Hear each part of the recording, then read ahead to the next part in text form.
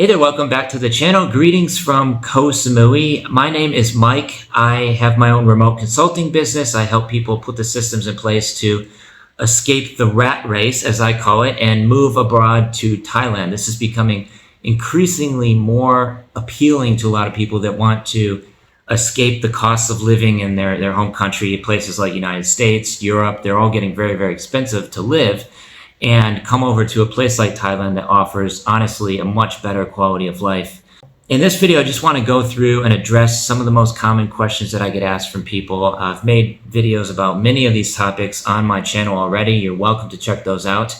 But in this one, I just want to go over it again because it always bears repeating. And there's just recently been a presidential election in the United States. I think a lot of people are feeling the urge to, if you're not a Trump supporter, or depending on your politics, right? Maybe you want to get out of the United States and go to a place that is just a much easier life in many ways.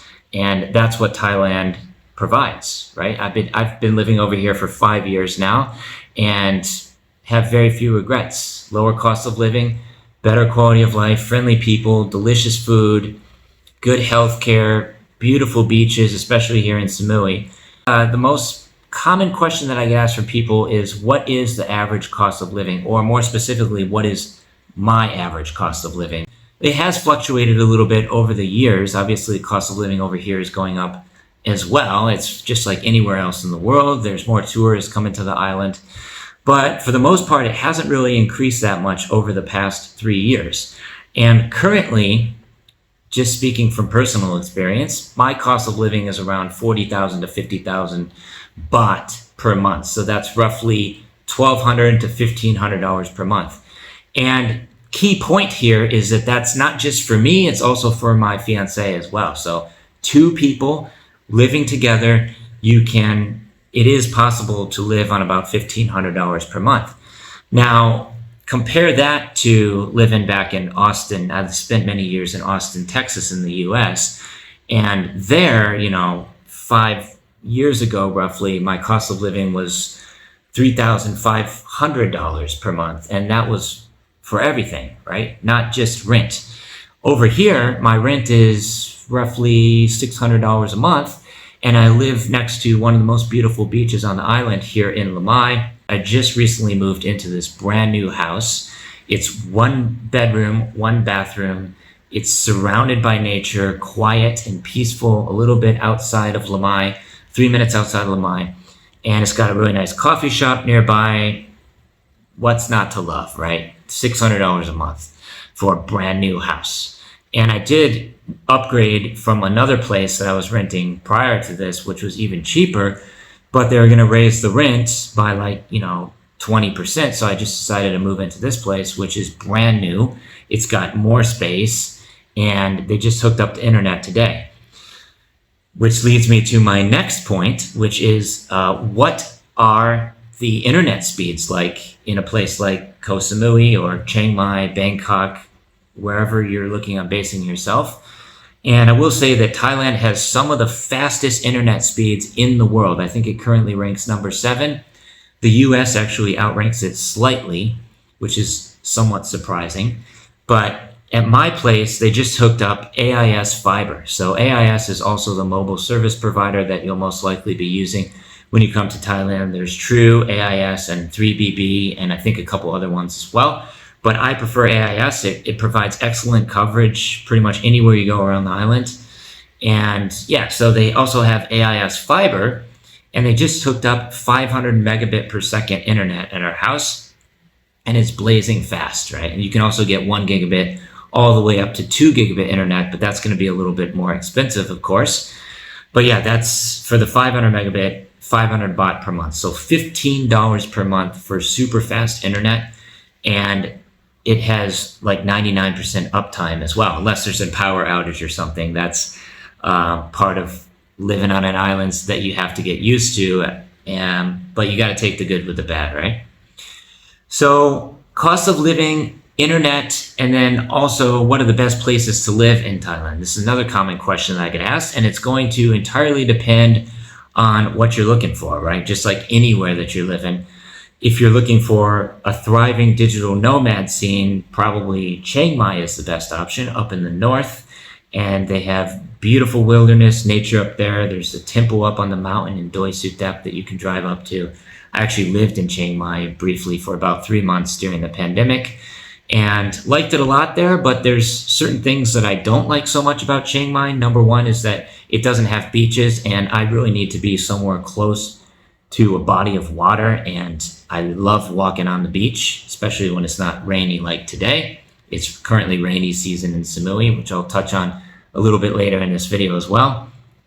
And and there's also burning season in Chiang Mai from about February until April-ish. It becomes one of the most polluted cities in the entire world, more so than Mumbai in India. So that's one of the reasons that I choose not to live in Chiang Mai. There's certain people that live there, and then they usually make their way down to the islands during the burning season, or they travel a little bit, go to places like Vietnam, maybe Philippines, Japan. Easy access to get around to most of Asia from Bangkok, right? Which is another thing that I really, really love about living in Thailand. Is it's very easy to travel around. So you've got Chiang Mai, and then you also have Bangkok, the big mango. That's the city where a lot of expats choose to live because there's just such a large plethora of things to do there. Delicious street food, lots of bars, active nightlife scene.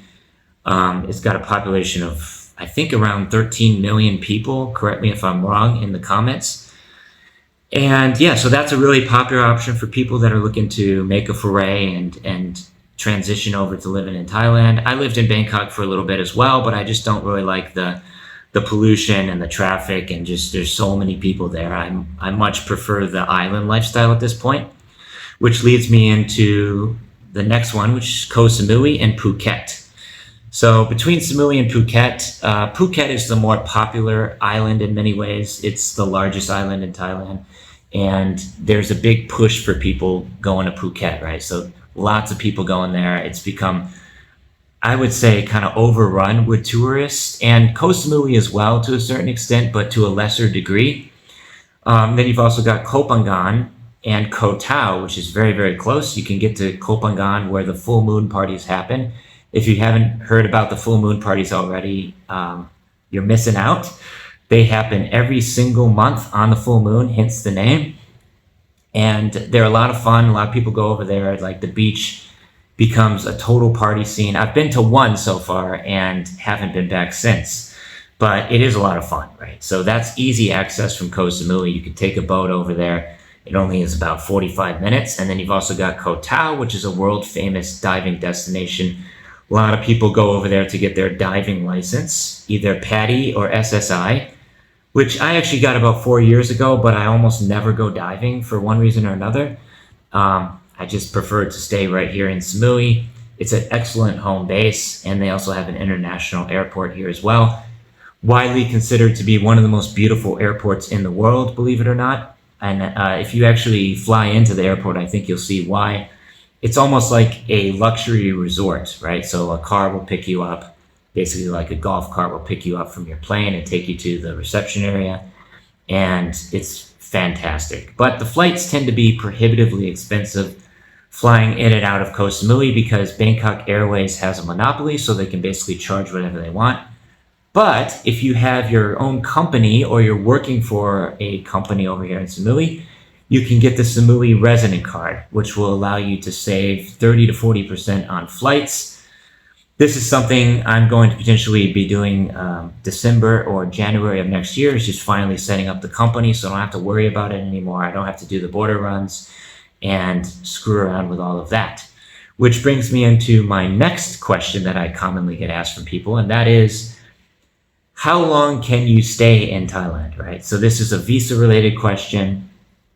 And now, luckily, Thailand has rolled out the 60-day visa exemption. So basically, if you're in one of 93 countries, I think it's roughly 93 countries, you can come in visa exempt for 60 days. Prior to that, it was 30 days, and now they increased it to 60 days. And you don't even need a visa. It's not even, as far as I understand, it's not even a tourist visa, right? It's visa exempt, which is a separate class. And so that's really, really nice. And more people are coming in. It's incentivizing people even more to come to Thailand, as if they needed any more reason, honestly, at this point. So lots of people coming in on a 60-day visa exemption, myself included. I'm currently on it as well, at least until I get the company set up. And then after that, you can extend that an additional 30 days. All you have to do is go to an immigration office. Very, very easy to do here in Samui. They have immigration offices pretty much anywhere you go in Thailand, Bangkok, Chiang Mai, Pattaya, you name it, immigration office anywhere. And then you can extend that an additional 30 days. So it's essentially you get 90 days. The extension is roughly, sorry, I'm trying to get the lighting right here. It's roughly 1,900 baht. So that's just under $60 USD. And that will provide you an additional 30 days. After that point, you can do a border run. So I would recommend going with a visa agency like HD Visa or Visa Tech. That's the one that I typically use here in Samui. And then at that point, you basically just go down to Malaysia or Myanmar or Laos if you're Israeli. Unfortunately, Malaysia does not allow Israelis into the country. Don't ask me why. And so that's also a really good option, because then you get the additional 60 days. All you have to do is pay the visa agency to do the border run, which is only a one-day trip. It takes about 14 hours roughly from Samui. You go down to Malaysia, you basically walk across the border and you walk back in again. And then you get an additional 60 days, which you can extend another 30 days after that. So more and more people are using this option now versus setting up a company. I'm not saying this is a good thing, right? I mean, they're making it a little bit too easy now to essentially do the border runs. And they've also allowed for unlimited border runs, as far as I understand, at the moment. So you can do as many of these border runs as you want. You can do what's called a visa run. Let's say you want to go to Kuala Lumpur in Malaysia, or you want to hop on down to Penang in Malaysia, or Da Nang in Vietnam. That's also a good option, which I recently visited earlier this year for about 3 weeks. And then I flew into the Philippines. So very, very easy to get around from Thailand. You can fly in and out of Bangkok pretty much anywhere you want to go. It's a world famous travel hub. And Bangkok is actually one of, if not the most visited tourist cities in the world. So really good place to make a home base.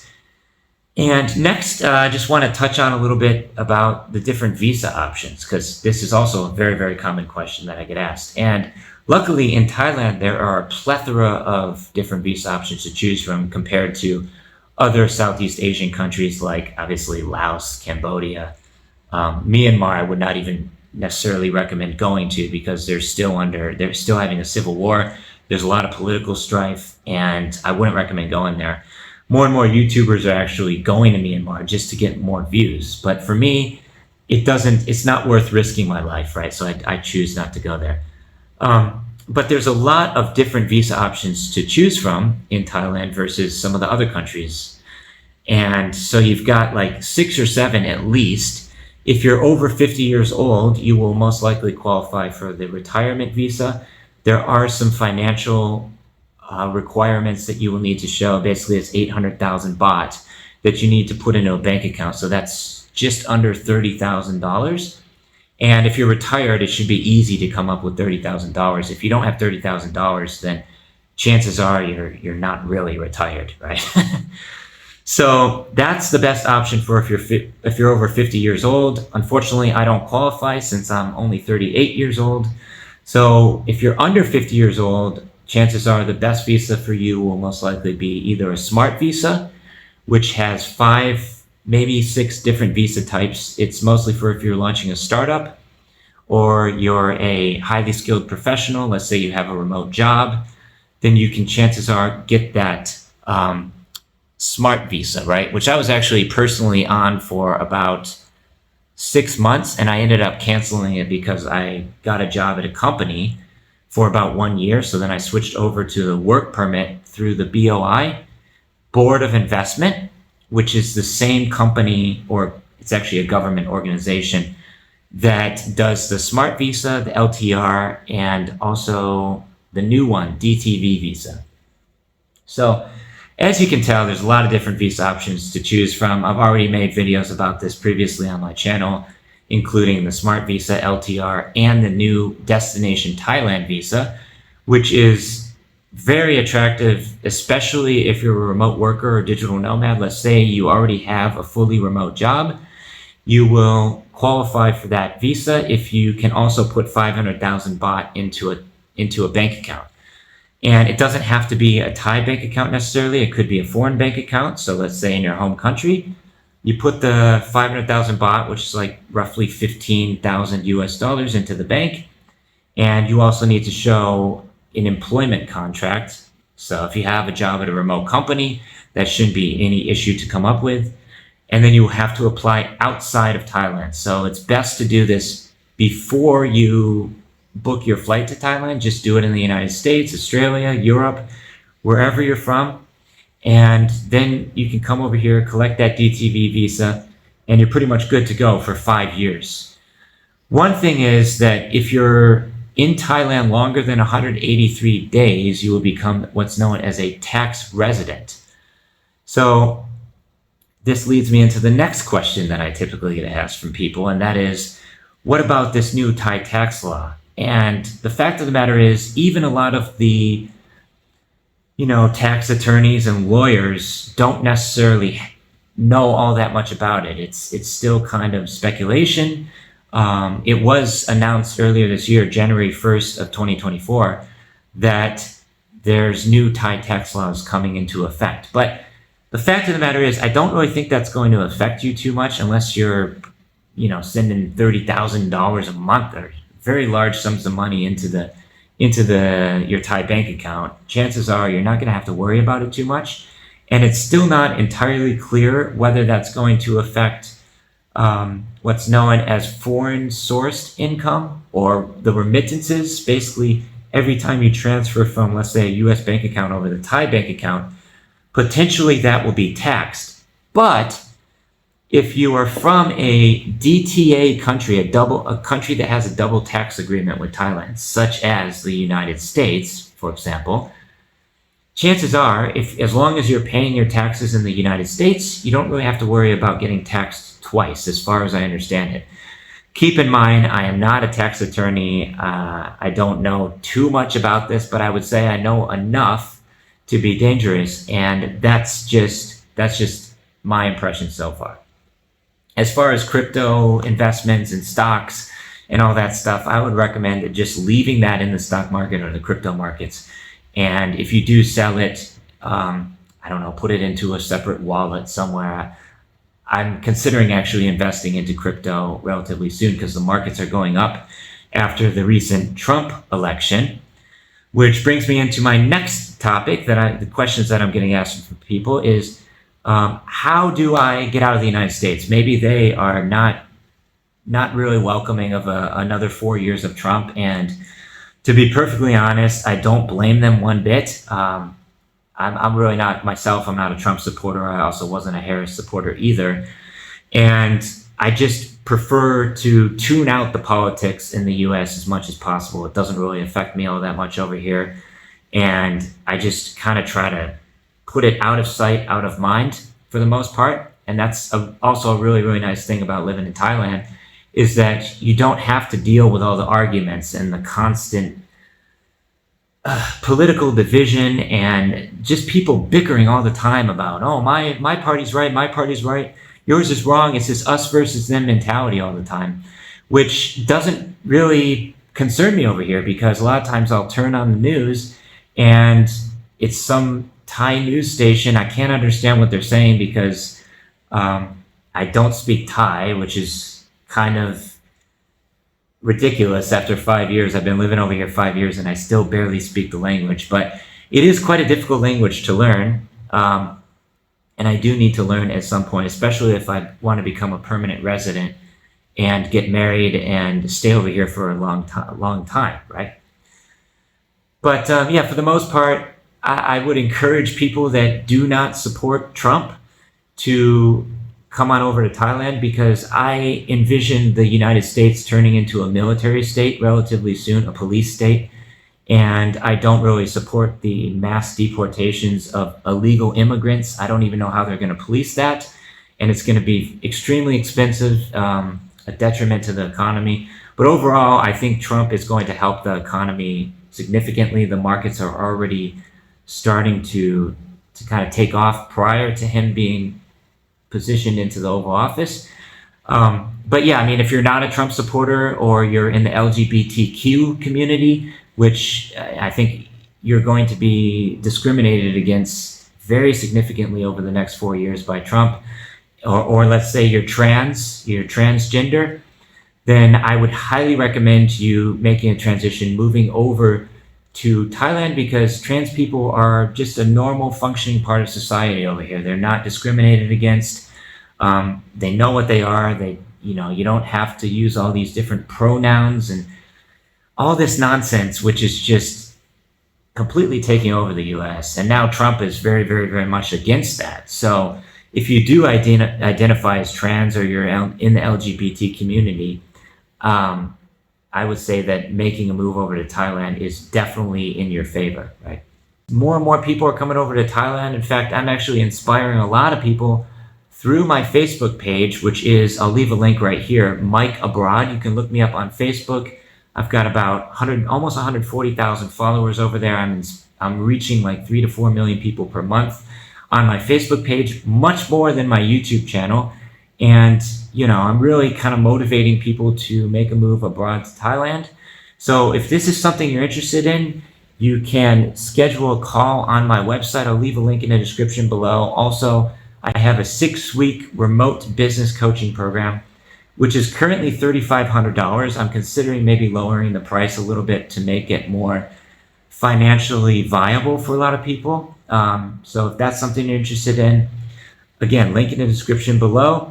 And yeah, let me know if you have any questions. Like I say, I've been living over here for 5 years. I have not returned to the US since I left. And I would say, for the best, I have very few regrets and plan on staying in Thailand at least for another 4 years. So with that being said, thanks so much for watching. Please subscribe to the channel if you haven't already, and I'll catch you in the next one. Peace. Take care. Stay safe.